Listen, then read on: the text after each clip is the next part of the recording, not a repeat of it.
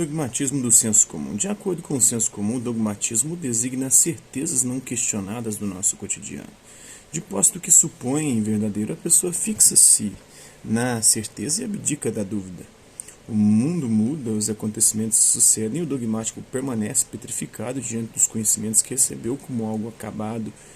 Resistindo ao diálogo, ele teme o novo e não raro tenta impor aos outros o seu ponto de vista. Às vezes recorre à intransigência e à prepotência.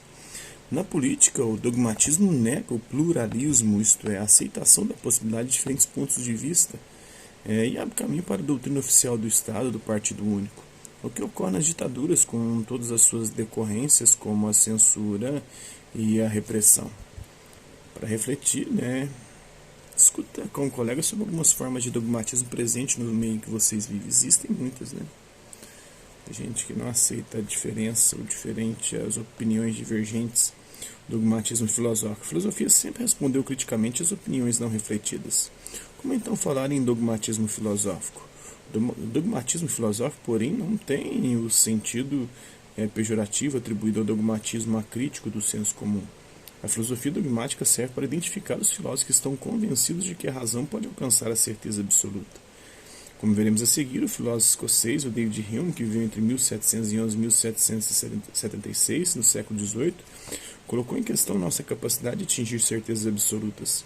Exerceu influência decisiva sobre o pensamento de Kant, que viveu entre 1724 e 1804, na transição do século XVIII para o século XIX, o qual, na obra Crítica da Razão Pura, faz da razão juíza e ré em um tribunal que definirá os limites e as possibilidades do conhecimento.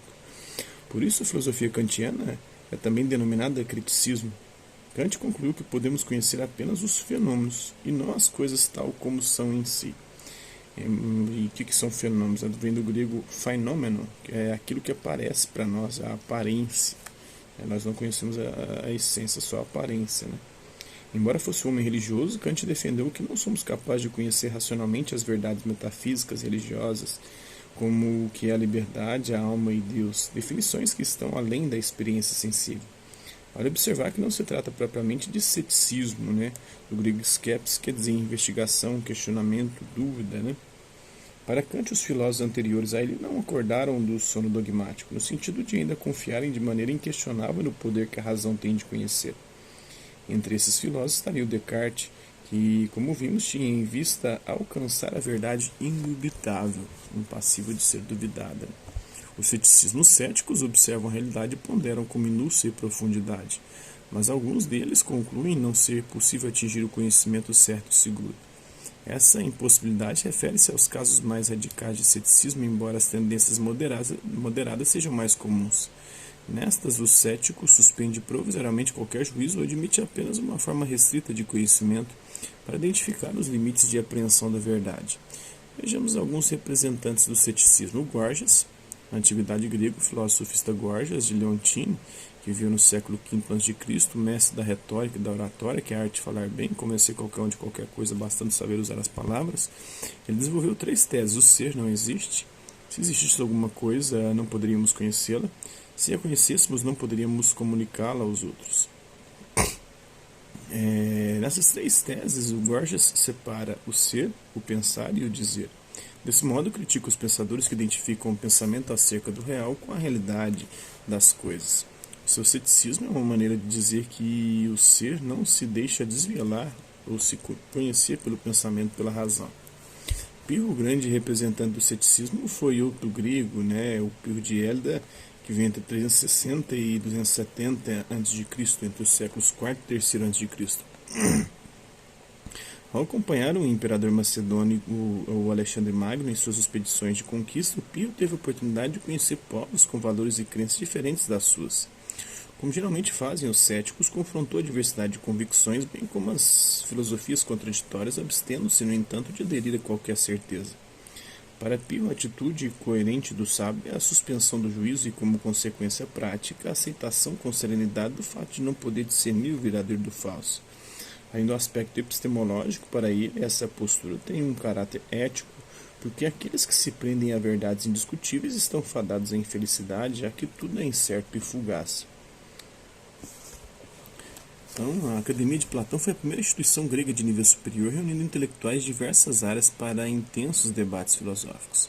Essas discussões serviram de base para os diálogos de Platão, entre eles o Gorgias, que trata de retórica, arte de falar bem. Sabemos das críticas que Sócrates e Platão dirigiram aos sofistas por entenderem que esses pensadores usavam retórica como instrumento não só de persuasão, mas de manipulação da verdade, ao defender até mesmo o que era falso. Outros historiadores da filosofia veem no sofista Gorgias, no entanto, um crítico da noção de verdade como desvelamento do real.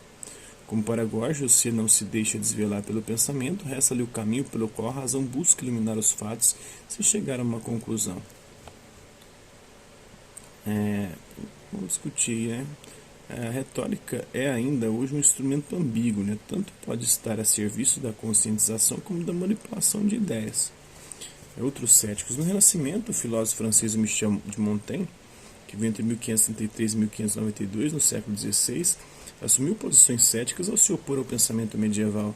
Fez críticas às crenças arraigadas que se apresentavam como certeza e refletiu sobre as influências sociais e pessoais que relativizam a verdade. Montaigne analisa em ensaios e em outras obras a influência de fatores pessoais, sociais e culturais na formação das opiniões, sempre tão instáveis e diversificadas. A perspectiva de Montaigne denota uma característica da modernidade em vias de se estabelecer, que é a valorização da subjetividade, do eu, que reage à imposição cega da tradição. Ao examinar as mais diversas possibilidades, a consciência prefere a dúvida à certeza.